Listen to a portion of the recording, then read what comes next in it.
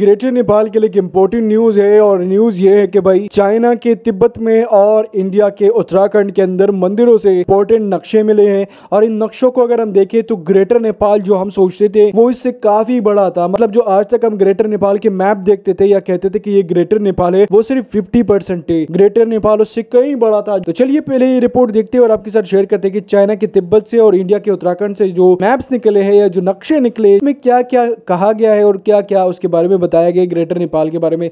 क्या सच में ग्रेटर नेपाल जो हम सोचते थे उससे कहीं गिना बढ़ा था? आइए आज की वीडियो को करते शुरू और आपको बताते हैं ग्रेटर नेपाल के लिए एक इम्पोर्टेंट बात। नेपालको वास्तविक सिमानाबारे भेटियो अर्को निकै ठूलो प्रमाण।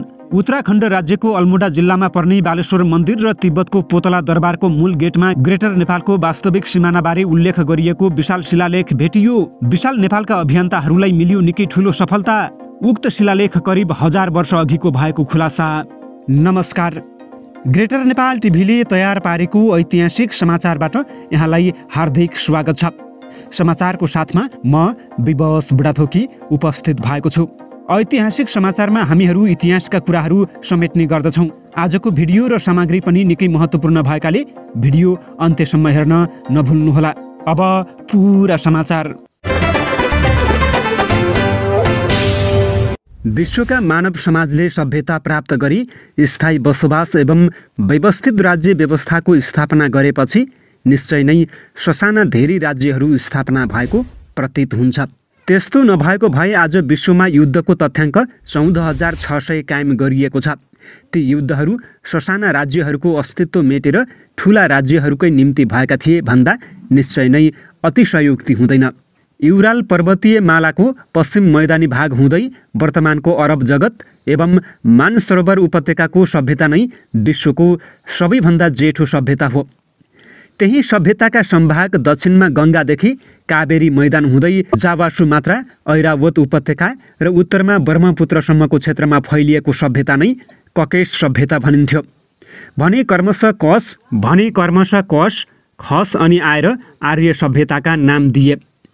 यस क्षेत्रमा पनि पटक पटक राज्य क्षेत्रको विकास एवं विस्तार र सङ्कुचन भएको स्पष्ट इतिहास रहेको छ। हाम्रा पूर्वजहरूले स्थापना गरेको राष्ट्रको क्षेत्रफलमा 1,25,000 हिउँका चुचुराहरू थिए, जसका कारण हालको फत्त वंशका राजाहरूले राज्य गर्दा हाल भारतमा परेको उत्तराखण्डको अल्मोडा जिल्लामा पर्ने बालेश्वर नामको शिव मन्दिरमा स्थापित विशाल तामाको त्रिशूलमा लेखिएको छ, सपाद लक्ष्य शिखरी खसाधिराज। यो हाम्रो अकाट्य इतिहास हो। प्राचीन नेपालको क्षेत्र यति विशाल थियो भने किराँत वंशको 7औं शताब्दीमा गुरु पदम सम्भवद्वारा लिखित बुद्धको अष्टाङ्ग दर्शनलाई गङ्गा राणाले विस्तृत व्याख्यासहितको अनुवाद गरेका थिए भन्ने कुरा लासाको पोतला दरबारको दक्षिणी ढोगाको दाहिने शिलालेखमा उल्लेख गरिएको छ। नेपाल देशे मर्स्याङ्दी तटग्राम निवासी गङ्गा राणा एन लिखित मेदपारिताम। फत्त वंशका खसहरूले सपात लक्ष्य शिखरी खसाधिराज भनेको विशाल नेपाल, 1 एलम्बर वंशका किराँती सम्राटको विशाल नेपाल, 2 लिच्छिवीकालीन विशाल नेपाल, 3मा मल्ल वंशका यक्षे मल्लको विशाल नेपाल, 4मा खान वंशको विशाल नेपाल र 5औँमा गोर्खाली राजा नरभूपाल शाहका जेठा छोरा पृथ्वीनारायण शाह र उनकी बुहारी राजेन्द्र लक्ष्मी साथै कान्छा छोरा बहादुर शाह समेतको नेतृत्वमा नेपाली जनताले लडेर बनाएको अर्थात् 84 टुक्रामा खण्डित नेपाललाई 5औँ एकीकरण मार्फत विशाल नेपाल बनाएका थिए। पृथ्वीनारायण शाहका नाति रणबहादुर शाहको कुबुद्धिले भीमसेन थापा पदार्सिन भए। उनी पदार्सिन हुनका लागि 93 जना एकीकरणका योद्धाहरूलाई निर्ममतापूर्वक हत्या गरे, जसको कारण विशाल नेपालको रक्षक शक्ति ध्वस्त हुन पुग्यो र बचेको शक्ति पनि विभाजित भयो, जस अन्तर्गत सन् 1807मा बडाकाजी अमरसिंह थापाले मैत्री तथा वाणिज्य सन्धि गरेर काङ्गडाबाट काठमाडौँ फर्किए। त्यसभन्दा पहिल्यै सन्धिपत्र र भीमसेन थापाको काँचो बुद्धिको पछाडि नलागी बक्सन भनेर लिखित पत्र समेत अमरसिंह थापाले पठाएका थिए। यहाँ आइपुगेपछि त मलाई खटन पटन गर्ने भनी अमरसिंह राजालाई रणबहादुर शाहले गाली गरेर परिणामतः बडाकाजी अमरसिंह थापा गोसाईकुण्डमा गएर आत्महत्या गरे। यही मौका छोपेर अङ्ग्रेजहरूले सन् 1814मा नेपाललाई 5 ठाउँबाट आक्रमण गरे। महाकालीदेखि पश्चिमतिर हाम्रो हार भयो, जसको कारण दबेको अवस्थामा एकतर्फी सुगौली सन्धि 2 डिसेम्बर सन् 1815मा प्रस्ताव गरियो। त्यो पनि अङ्ग्रेजको हातमा बिक्री भइसकेका चन्द्रशेखर उपाध्यायले सुगौलीबाट बुझेर मकनपुर ल्याएर गजराज मिश्रलाई बुझाएका थिए।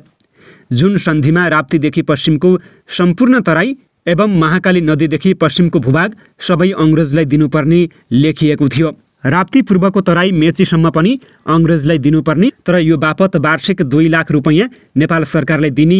मेची पूर्वको हिमालदेखि तराई जस्तै सिलिगुडी, गलगलिया, जलपाइगुडी, न्यू जलपाइगुडी, नागराकाटा भन्ज्याङ एवं सम्पूर्ण पहाडी क्षेत्र यो सबै सदाका लागि उनीहरूको हुने।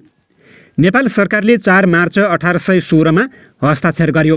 तर मेचीदेखि राप्ती बीचको तराई जसलाई 2 लाख दिने भनेको थियो त्यो हामीलाई चाहिँदैन भनेर नेपालले जवाफ पठाएको थियो। नेपालको राजालाई साह्रै चित्त दुखेछ भने गण्डकदेखि मेचीसम्मको तराई जो वर्तमान हामीसँग छ सेप्टेम्बर 1816 मा फिर्ता गरेको छ। त्यो फिर्ता दिएको भनी लेखिएको पत्रमा पश्चिम चम्पारण, पूर्वी चम्पारण, सहारन, बेतिया र विवादित 22 मौजा एवं सम्पूर्ण त्रिहुत क्षेत्र हिजो तिम्रै भए तापनि फिर्ता दिँदैनौ भनिएको छ। सन् 1860 को सन्धिले गण्डकदेखि महाकालीसम्मको सम्पूर्ण तराई फिर्ता गरिएको छ। हवस् त, यिनै खबरसँगै ग्रेटर नेपाल टिभीले तयार पारेको ग्रेटर न्युजको समय सकिएको छ। कृपया आफ्नो मनमा लागेका कुरा कमेन्टमा बताउन नभुल्नुहोला। प्रत्येक पलका ताजा अपडेटको लागि हामी तपाईँको माझमा छौँ। तबसम्मको लागि विवश बुढाथोकीलाई पनि आज्ञा दिनुहोस्। नमस्कार।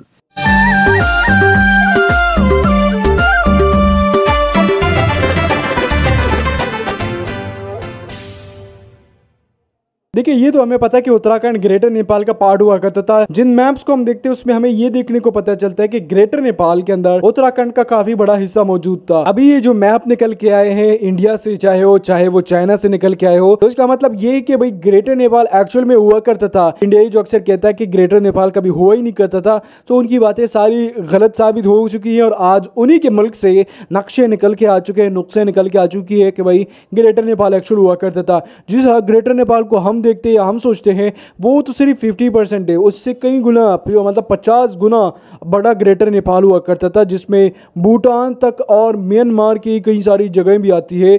और आज के पाकिस्तान की बात करें जिसमें गिलगित बल्किस्तान और आज़ाद कश्मीर आता है, उसके भी पार्ट्स मौजूद हुआ करते थे। तो ये इतना बड़ा ग्रेटर नेपाल हुआ करता था और हम तो समझते थे कि चलो उत्तराखंड तक ग्रेटर नेपाल होगा और साथ में बांग्लादेश के कुछ पार्ट्स होंगे, बट नहीं भाई, ये बहुत बड़ा ग्रेटर नेपाल था। इसके जो नुस्खे और जो नक्शे मिले हैं वो उससे साबित करता है कि भाई एक्चुअल में ये कभी हुआ करता था। रिसेंटली मैंने आप लोगों के साथ एक खबर शेयर की थी जिसमें पाकिस्तान की मीडिया ने खबर ब्रेक की थी कि पाकिस्तान की मीडिया ने बताया था कि ग्रेटर नेपाल के जो असल में जो जगह थी कालापानी, लेपुलेख, लिम्पियादुरा, जो बॉर्डर डिस्प्यूटेड वाले एरिया है जिसमें अक्सर इंडिया ये कहता है कि हमारी है। तो पाकिस्तान की मीडिया ने जब देखा उस नक्शों को और कहा कि भाई ये नक्शे तो भाई 1816 से पहले के हैं, यानी सगोली संधि से पहले के नक्शे को देख के पाकिस्तान की मीडिया ने कहा कि साफ नज़र आ रहा है कि भाई ये सारी जगह नेपाल की है, इंडिया की नहीं है। जो नक्शा है वो काला पानी और लेपुलेख से स्टार्ट होता है, लिम्पियादुरा तक जाता है, जो नदी है वो पाकिस्तान की मीडिया ने उसको सारों को देखा, एक एक चीज़ देखी और उसके बाद उन्होंने खबर ब्रेक की और कहा कि भाई ये गलत हो रहा है, इंडिया गलत जगह की क्लेम करता है और कब्जा इंडिया के पास है इस चीज़ का, मतलब उस जगह के ऊपर इंडिया का तो कब्जा है, बट ये चीज़ गलत है कि आप नेपाल की जगह पे कब्जा करो। मतलब कि मैप से भी साबित हो गया कि ये नेपाल की जगह है। और तभी क्या आप लोग के साथ शेयर किया कि चाइना के तिब्बत और इंडिया के उत्तराखंड से ये मंदिरों से ये नक्शे निकल के आए हैं कि भाई ये ग्रेटर नेपाल असल में हुआ करता था। और ये जो है वो जो हम सोचते थे कि यार 50% है, जो हम सोचते थे कि ये ग्रेटर नेपाल इतना बड़ा नेपाल है, यानी आज के नेपाल को अगर हम देखते तो हम सोचते थे कि यार ये 50% है, मतलब इससे 50% बड़ा तो ग्रेटर नेपाल था जो हम सोचते हैं, और फिर उससे भी 50% मतलब ग्रेटर नेपाल था, इससे 75% बड़ा नेपाल हुआ करता था कभी एक टाइम पे, जिसको ग्रेटर नेपाल कहते थे। तो ये एक इंपॉर्टेंट खबर थी, आप लोगों के साथ शेयर करनी थी और आपको बतानी थी कि भाई नेपाल की जो है वो जगहों के नक्शे निकल के हैं और अब पता चल चुका है कि ग्रेटर नेपाल एक्चुअल में किसका था और कौन इसके ऊपर क्लेमिंग करता है।